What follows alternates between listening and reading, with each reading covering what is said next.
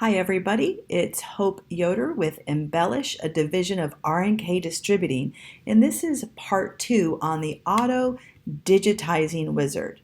So if you haven't already watched part 1, I would recommend you stop and go back and watch part 1, and then I'll see you here in a minute. So we've run our clip art, copyright-free clip art, our line art through the Auto Digitizing Wizard, and this is what we have. Now, some of it digitized beautifully, and some of it just interpreted a little different than what I thought it would look like in my head. And first of all, you can actually change things here, and we'll talk about that in a minute. But this is what we're going to end up with. And really, all I need from that image on the other page are the little tiles with the letters "Thank you."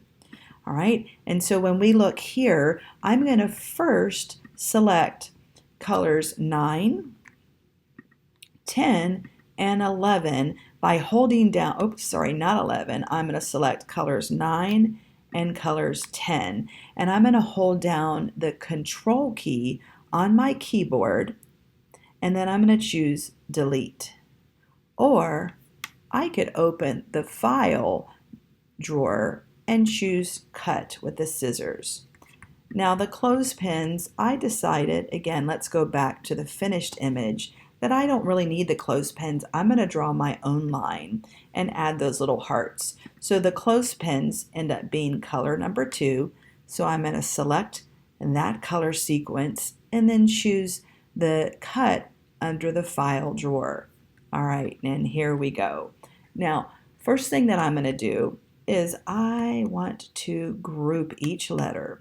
So I'm going to take and drag my mouse around this, and then I am going to right click and left click on group. So I have that T, so that way the box will move with the letter T. Now I'm going to do that for the other items.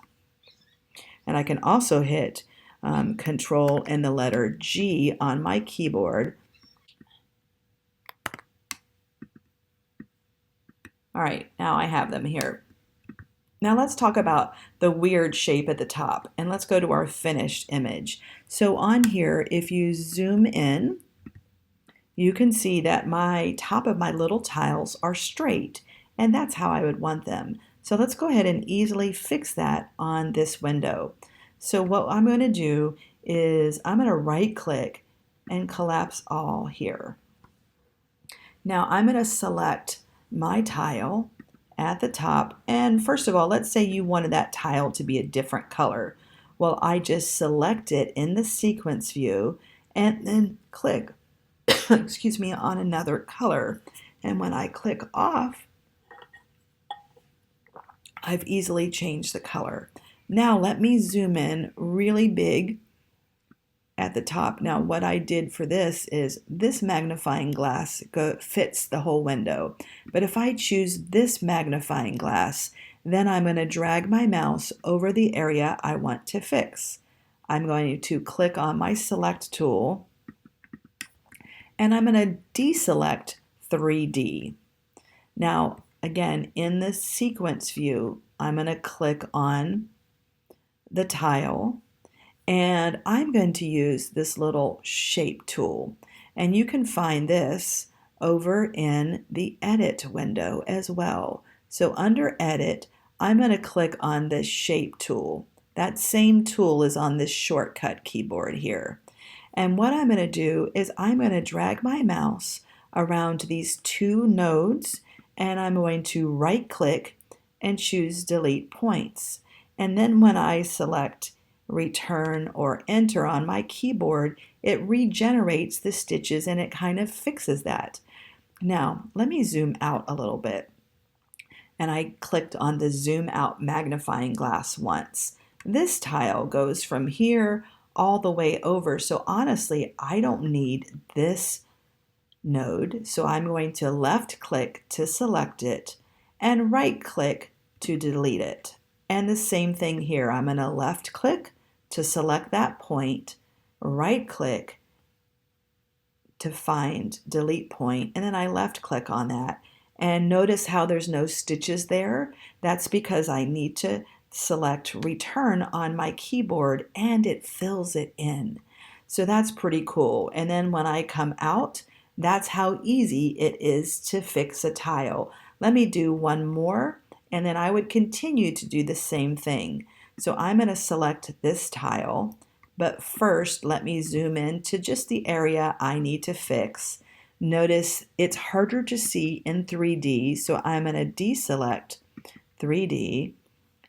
All right, and I'm going to select this, and then I'm going to come back over here, collapse all, and this is my peach one. So I have to select it again because when I zoomed in, it deselected. In the sequence window, I'm going to select color 3, then I select shape, and then I can drag my mouse around several of these little points or blue boxes which represent nodes. Right click, left click on delete points, and then don't forget to select return on your keyboard. And I don't need this one, so I'm going to left click to select the one I want to alter, right click to get to this menu, left click on delete point, and then click enter or return on the keyboard. And check that out. That is super easy way to edit a shape, whether it's an embroidery design that you digitized or you use the Auto Digitizing wizard, or it's one that you purchased from somewhere. You can change the shape very easily. So on that same function, we'll finish this in part 3 of the video, and off camera, I'll go ahead and edit all of these different shapes so that the top is straight, and then we'll go from there.